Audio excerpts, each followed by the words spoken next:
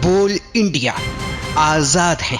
दोस्तों, पिछले कुछ साल से हम देख रहे हैं कि अलग अलग बीमारी से ग्रसित होकर हमारे बॉलीवुड के चहेते स्टार्स की मौत हो गई। या कई ऐसे स्टार्स थे जिन्होंने मौत को खुद गले लगा लिया, यानी सुसाइड कर ली। लेकिन आज मैं अपनी इस वीडियो में आपको दिखाने जा रहा हूं एक ऐसी उभरती हुई स्टार जिसे आप बखूबी पहचानते हैं। उस लड़की ने जीने का पूरा संघर्ष किया, लेकिन आखिरकार एक इंजेक्शन उनकी मौत की वजह बना।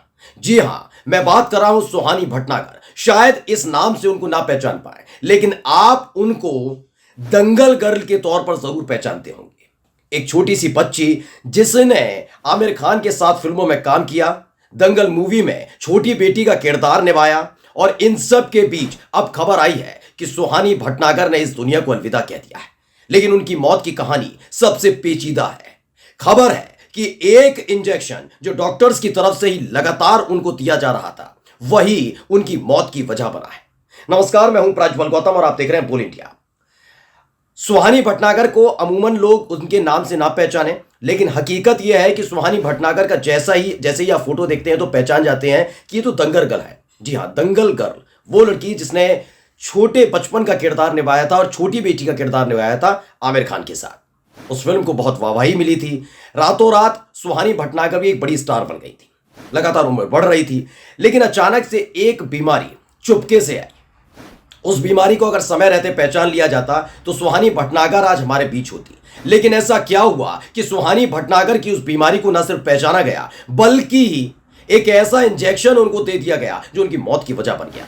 यह वीडियो दिखाने का मकसद दोस्तों हमारा यह है कि अगर वैसा ही कोई इंजेक्शन आप भी ले रहे हैं तो जरा सावधान हो जाइएगा, क्योंकि वो एक इंजेक्शन नहीं बल्कि मौत की दवा है।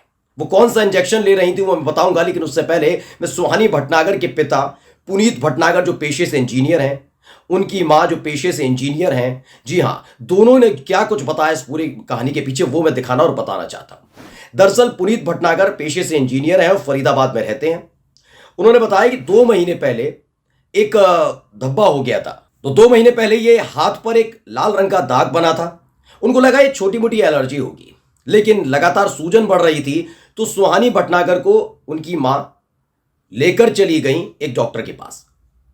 एलर्जी बताई गई, एमआरआई कराया गया, अल्ट्रासाउंड कराया गया, लेकिन ये सूजन लगातार बढ़ती जा रही थी।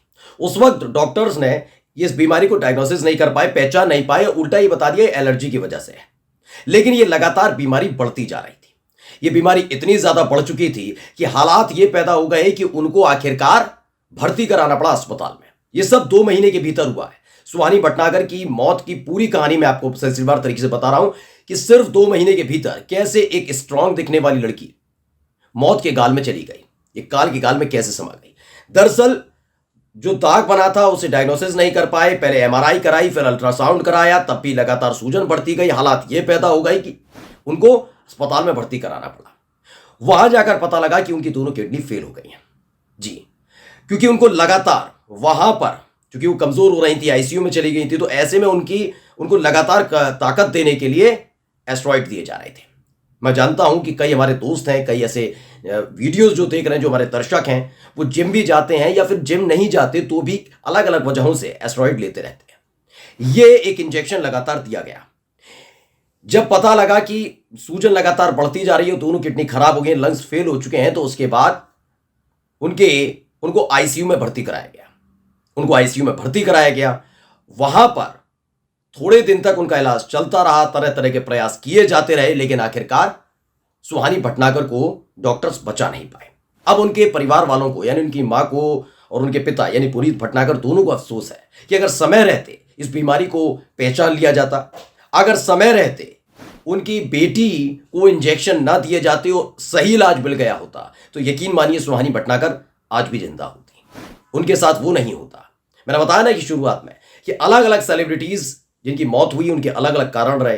कई सेलिब्रिटीज ऐसे हैं जिन्होंने सुसाइड किया, लेकिन सुहानी भटनागर उनमें से नहीं थी। छोटी सी उम्र में, यानी 6th क्लास में थी, तब उन्होंने दंगल फिल्म में अपना अभिनय दिखाया था, अपने अभिनय का लोहा मनवाया था। उनकी मौत तब हुई जब वो 19 साल की थी, और उनका छोटा भाई है एक 14 साल का। फिलहाल परिवार सदमे में भी है और इस बात को लेकर बड़ा हैरान भी है कि आखिरकार एक इंजेक्शन उनकी मौत की वजह कैसे बन गया। इसलिए दोस्तों, अगर आप भी कोई एस्टेरॉइड लेते हैं बिना डॉक्टर की सलाह के, या फिर भी एस्टेरॉइड ले रहे हैं जिसकी जरूरत आपको नहीं है, तो जरा सावधान हो जाइए, सचेत हो जाइए, क्योंकि जो सुहानी भटनागर के साथ हुआ है वो ऐसा किसी के साथ ना हो। इसलिए आपको सचेत रहना होगा, अलर्ट रहना होगा। नमस्कार।